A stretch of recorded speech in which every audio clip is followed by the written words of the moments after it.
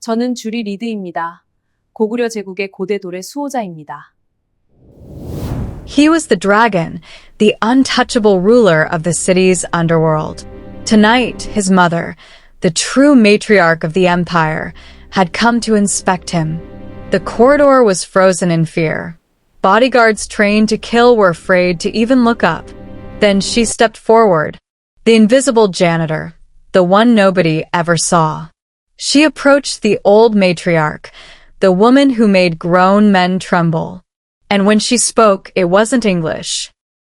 It was flawless, imperial Korean, spoken with the authority of a doctor and the grace of a queen. And with one sentence, she shattered her invisibility and brought the dragon's world to a standstill. What did she say? And who is she really? Stick around. This isn't just a story. It's a diagnosis. The corridor, the vein, was a fortress disguised as a service hall. Located deep within the steel belly of the Jun Corporation, its walls were brushed metal and its lights were harsh and unforgiving. Above them, senators dined and billionaires made deals in the penthouse. But the staff, and indeed all of the city, knew where the real power stood. Taesung Jun, the dragon. He owned the skyline, the port, and the fear of every man in the room. Taesung was a man carved from modern granite, wearing a perfectly tailored black suit over a black shirt that emphasized his powerful build.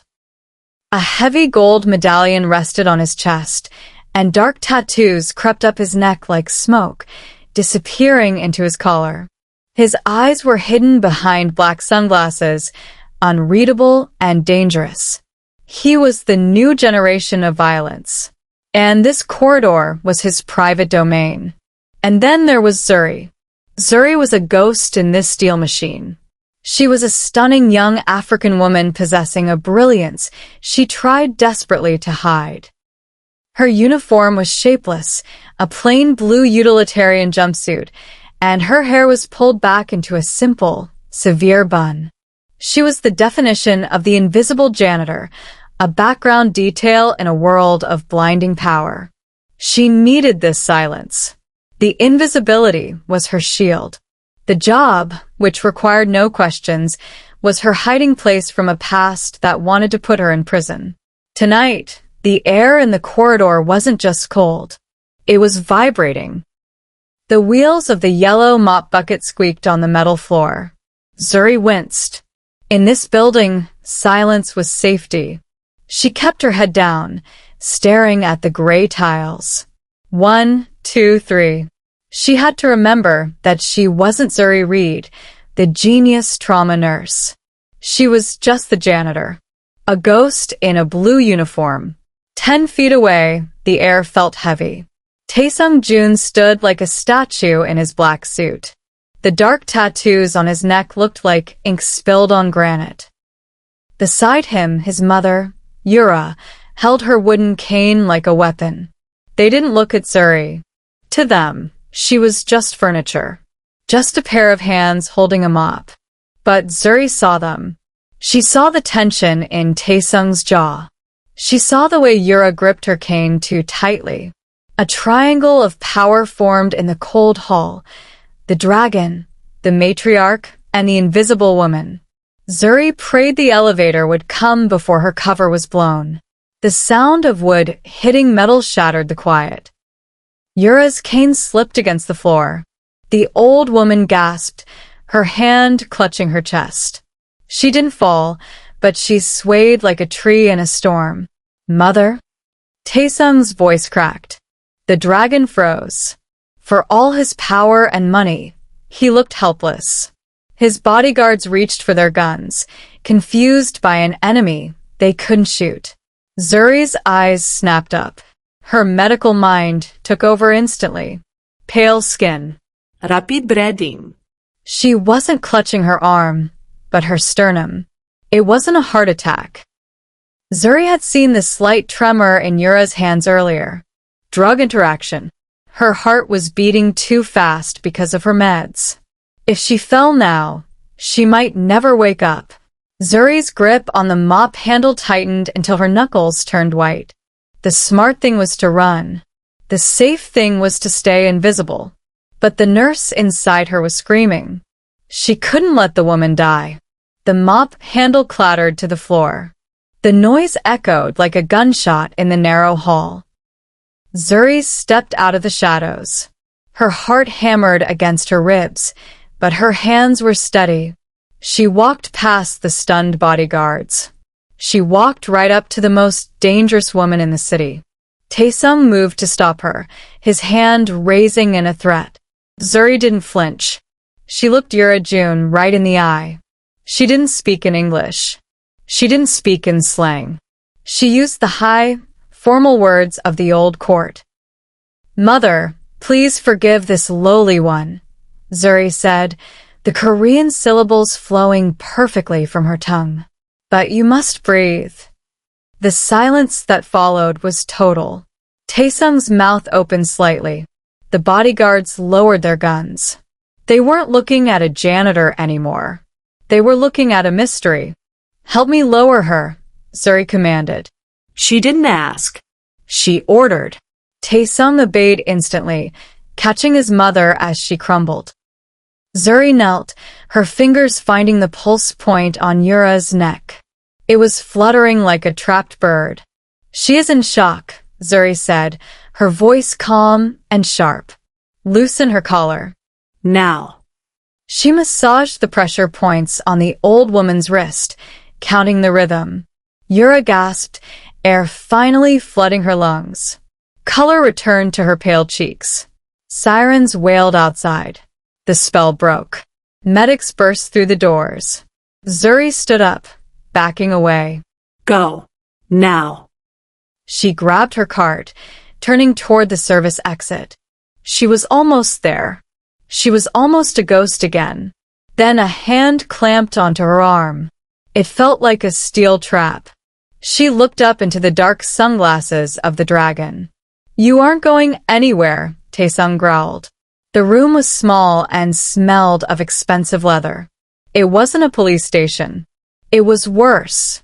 Zuri sat on a hard wooden chair, her hands shaking in her lap. Taesung paced in front of her. He had taken off his jacket, revealing the gun in his holster. Who are you? He asked. His voice was quiet and cold. "I'm just the janitor," Zuri whispered, keeping her eyes on the floor. "I clean the floors." "Janitors don't speak Royal Korean," he said, leaning close. "Janitors don't diagnose heart arrhythmias in 10 seconds. Zuri swallowed hard. "I watch a lot of dramas," she lied. "And I took a first aid class at the community center." Taesung laughed, but it wasn't a happy sound. He slammed his hand on the table, making Zuri jump. "Liar," he said. "You have secrets, janitor. And I am going to find every single one of them." The hospital room was too white and smelled of bleach. Jun pushed the 4-tube away with a growl. "No," she croaked. The expensive doctors in their crisp white coats looked nervous. They held clipboards like shields. "I want the girl," Yura commanded, her voice weak but sharp.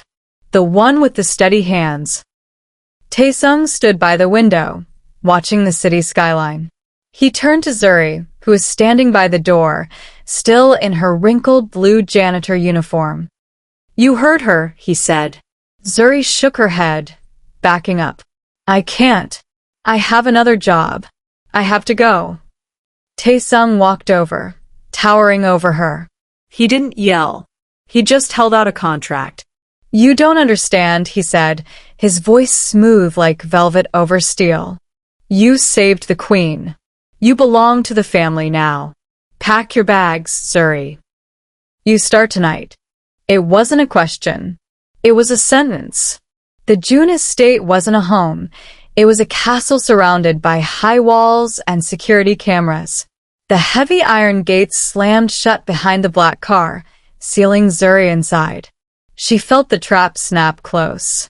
A silent maid led her to a room that was bigger than her entire apartment. On the bed lay a new uniform. It wasn't the loose, shapeless blue jumpsuit of a janitor. It was crisp white, tailored and sharp, looking more like a military officer's dress than a nurse's scrubs. Zuri ran her hand over the thick fabric. It was high quality, but it felt heavy. She walked to the window and looked down. Armed guards patrolled the garden with dogs. She wasn't invisible anymore. She was a bird in a gilded cage, and the dragon held the key. She put on the white dress. The ghost was gone. The prisoner remained. Yura sat in her wheelchair like it was a throne. Her eyes were sharp, searching for a crack in Zuri's mask. Tea, the old woman barked in rapid-fire Korean. And not too hot. Zuri moved with practiced grace. She poured the tea, turning the cup exactly so the flower design faced the matriarch. She offered it with 2 hands, bowing low, her eyes respectful but not fearful. "Here is your tea, grandmother," Zuri said softly, using the highest polite words. Yura took the cup, pausing. She expected the foreigner to stumble, to spill, or to be rude. But Zuri was perfect. Yura took a sip, her eyes narrowing. "Who taught you manners, girl?" she muttered. "My mother taught me respect," Zuri replied. It was a half-truth, but it worked. For the first time, the matriarch didn't look at her with hate. She looked at her with confusion. The house was full of shadows, but the darkest one was Taesung. Zuri felt his eyes on her everywhere she went. When she checked Yura's pulse, he was leaning against the doorframe. When she walked down the hall, he was watching from the balcony above. His gaze made her skin prickle. It wasn't just suspicion. It was a hunger she didn't understand. One night, she found him in the library, holding a file with her fake name on it. "Zuri Reed," he said, testing the name like a bad coin. "No records before 3 years ago. No family. No history." He stepped closer, trapping her against the tall bookshelf. The scent of his cologne filled her senses. "Everyone comes from somewhere," he whispered, his face inches from hers. "I will find out where you were born, Zuri. Even ghosts leave footprints." Yura was sleeping, her breathing ragged and wet. Zuri frowned. The matriarch should have been getting better with rest, but she looked paler every day. Zuri picked up the medical chart left by the house doctor. She scanned the list of prescriptions. Her blood ran cold. Digoxin and verapamil. Alone, they were heart medicines. Together, and at these high doses, they were a slow poison. Zuri checked the pill bottles on the nightstand. They were full. Someone was making sure Yura stayed weak. Someone wanted the old woman to die slowly, looking like natural causes. Zuri looked at the sleeping woman, then at the closed door. This wasn't just a sick room anymore. It was a crime scene. And if Zuri fixed it, the killer would come for her next. She pocketed one of the pills. She had to be sure. The library was dark, smelling of old paper and leather. Zuri tiptoed to the desk. She needed to find the visitor log to see who had access to Yura's medicine. Suddenly, a lamp clicked on. Zuri jumped. Taesung sat in a wingback chair in the corner, holding a glass of whiskey. "Lost?" he asked, his voice low and dangerous. Zuri hid her hands behind her back. "I was looking for a book to read," she lied breathlessly. Taesung stood up and walked toward her. He didn't stop until he had trapped her against the heavy wooden desk. The air between them felt hot and electric. He reached past her, his chest brushing her arm, and pulled a random book from the shelf. "You are a terrible liar, Zuri," he whispered, his eyes dropping to her lips. "But I like a mystery." He handed her the book, his fingers lingering on hers. Zuri forgot how to breathe. Yura groaned, rubbing her temples. "My vision is blurry," she complained. Zuri was checking the old woman's pulse and forgot to play the part of the uneducated janitor. "It's a side effect of the neuropharmacology interaction," Zuri muttered in Korean, focused on the chart. The room went dead silent. Taesung, who was pouring water nearby, froze. He turned slowly, his face like stone. Zuri's eyes went wide. She tried to fix it. I mean, the pills mix bad. Taesung walked over, closing the distance in 2 strides. He tilted her chin up with 1 finger. His eyes were sharp, peeling back her layers. You didn't say the pills mix bad, he said softly. You said neuropharmacology. Janitors don't know that word. Zuri. Who are you really? The heavy oak doors opened, and a man walked in like he owned the air inside.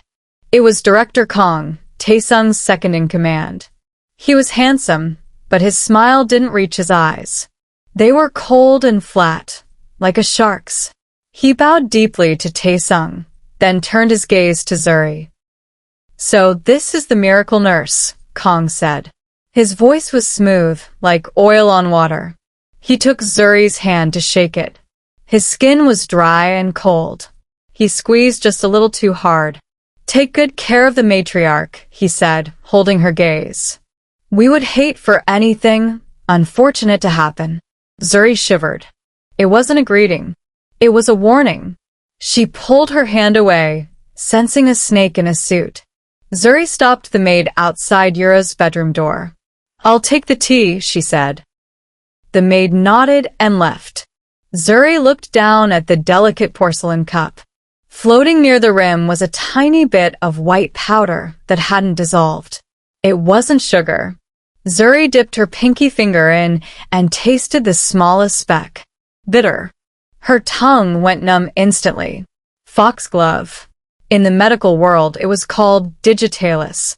It made the heartbeat stronger, but a high dose would stop it forever. Yura wasn't sick with a mysterious illness. She was being murdered, 1 cup of tea at a time. Zuri stared at the cup, her hands shaking. If she gave this to Yura, she was an accomplice. If she didn't, she had to explain why. Zuri found Taesung on the balcony, smoking in the dark. The wind whipped her hair across her face. This was the most dangerous thing she had ever done. We need to talk, she said.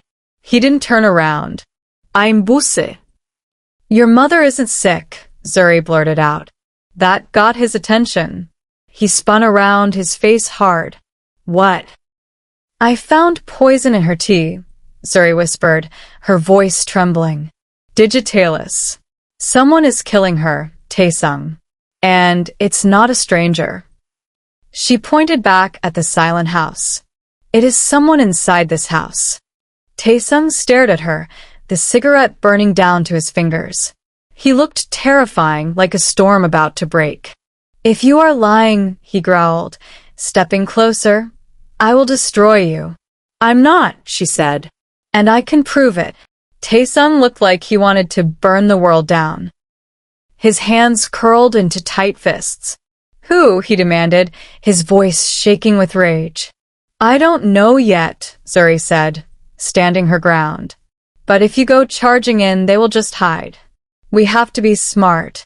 She stepped closer to the furious boss. I will keep her alive. I will filter everything she eats and drinks. I will be her shield. Taesung looked at her, his anger cooling into something sharp and deadly. He nodded slowly. You be the shield, Zuri, he said, his voice grim. And I will be the sword. He took her hand, squeezing it hard. It wasn't romantic. It was a promise of war. We do this together. No more secrets about the poison. Zuri nodded. The pact was sealed in the cold night air. The next morning, Taesung threw a folder onto the kitchen counter. It slid across the marble and hit Zuri's arm. Malpractice, he said, his voice flat. Negligence resulting in death. That is why you are hiding. Zuri felt the blood drain from her face. She didn't touch the file. It's a lie, she whispered. The patient was dying. The senior doctor wanted to let him go to save money for the hospital. I saved him against orders. She looked up, her eyes burning with old tears. The doctor fired me and ruined my license to cover his own tracks. Taesung watched her, searching her face for a lie. He didn't find one. So you are a hero, he said quietly. And the world punished you for it. You fit right in here. Taesung unbuttoned his shirt, letting it fall. Zuri gasped. The dragon tattoo wasn't just ink. It was covering ugly, jagged scars on his chest. I got these protecting my father, he said, tracing the raised lines. But I couldn't protect my mother from a cup of tea. He looked away, ashamed. I feel weak. Zuri reached out, her fingers touching the ink over his heart. You aren't weak, she whispered. You are human. Taesung looked at her, his eyes dark with emotion. He leaned in, his hand cupping her face. The air vanished from the room. When he kissed her, it wasn't gentle. It was desperate, like a drowning man finding air. Zuri didn't pull away. She melted into him, the danger of the house fading for just one heartbeat. The game was dangerous. Every morning, Zuri took the tray from the kitchen. In the blind spot of the hallway, she poured the poison tea into a potted plant and replaced it with a safe herbal brew she made herself. Day by day, the color returned to Yura's face. The matriarch sat up. She ate. She laughed. But not everyone was happy. In the kitchen, the cooks whispered. Director Kong watched Yura walk without her cane, his eyes narrowing into slits. He watched Zuri take the tray. He didn't say anything, but the air around him felt cold. The killer knew his medicine wasn't working. He knew someone was interfering. Zuri felt eyes on her back constantly. The trap was working, but the hunter was waking up. Zuri opened her bedroom door and froze. Her room was destroyed. The mattress was slashed open, bleeding white stuffing all over the floor. Her clothes were torn to ribbons and scattered everywhere. Her few medical books were ripped apart, the pages crinkled and torn. It was a message of pure violence. On the broken mirror, words were scrawled in red lipstick. Go back to the mop or die. Zuri covered her mouth to stop a scream. This wasn't a game anymore. The enemy knew she was the shield. They weren't hiding in the shadows. They were standing right behind her. She grabbed the door handle, her heart pounding against her ribs. She had to find Taesung. The war had officially started. Zuri rushed into Yura's room, her hands still shaking from the threat on her mirror. But the old woman wasn't asleep. She was sitting up, staring at the moon. I knew, Yura said softly before Zuri could speak. The tea tasted wrong for weeks. But in this house, you don't know which hand holds the knife. Yura turned, her eyes soft for the first time. You changed the tea, Zuri. You saved an old woman who treated you like dirt. She reached into a velvet box and pulled out a sharp jade hairpin carved like a phoenix. She slid it into Zuri's hair. This is not jewelry, Yura whispered. It is a mark of the family. As long as you wear this, you are under my protection. No one touches you. The great hall was draped in red and gold silk for the Lunar New Year. The air smelled of roasted duck and incense. Dozens of dangerous men in dark suits sat at round tables, drinking and whispering. Zuri stood at the entrance, her breath catching in her throat. She wasn't wearing her white uniform tonight. Taesung had left a box on her bed. Inside was a midnight blue silk gown that fit like a second skin. When she walked in, the room went quiet. Taesung stood at the head table. He didn't look at his lieutenants. He looked only at her. For a moment, the dragon looked like a man in love. Zuri walked to Yura's side, taking her place not as a servant, but as the matriarch's right hand. Director Kong stood up, tapping a spoon against his wine glass. The sound rang out like a bell. A toast, he smiled, his eyes glittering like ice. To the Jun family. And to our guests. He turned slowly toward Zuri. The room went deadly still. It is a shame, Kong continued, his voice loud enough for everyone to hear, that we have a spy among us. He threw a packet of papers onto the table. This woman is not a nurse. She is a criminal. A fugitive named Zuri Reed, who killed a patient and fled. The lieutenants murmured angrily. Kong pointed a finger at Zuri. She is here to poison the matriarch, not save her. Taesung shot out of his chair, his face twisting in rage. Sit down, Kong, he roared. But before the dragon could move, Jun stood up. She didn't use her cane. She didn't wobble. She stood tall and straight, looking stronger than she had in years. The room gasped. Yura looked directly at Kong, her eyes burning with cold fire. Then she did the impossible. She spoke in English, her voice clear and booming. She is not a criminal, Yura declared. And she is not a spy. She is my daughter. Yura slammed her hand on the table. Touch her and you die.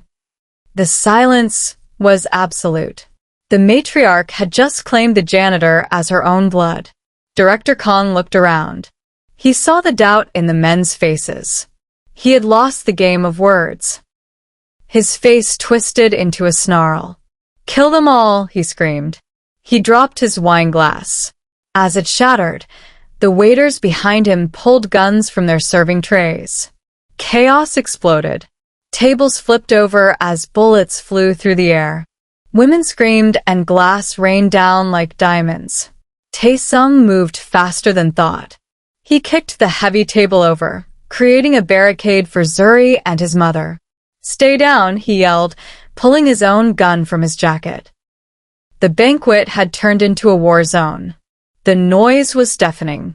Zuri crouched behind the overturned table, holding Yura down. Through the smoke, she saw movement. A man in a waiter's uniform circled the side, raising a silver pistol. He wasn't aiming at Taesung. He was aiming straight at the matriarch's heart. Yura was too slow to move. Zuri didn't think. She didn't calculate. She just moved. She threw her body across the old woman, shielding her with her own silk-clad back. Crack. The bullet didn't feel like pain at first. It felt like a sledgehammer hitting her shoulder.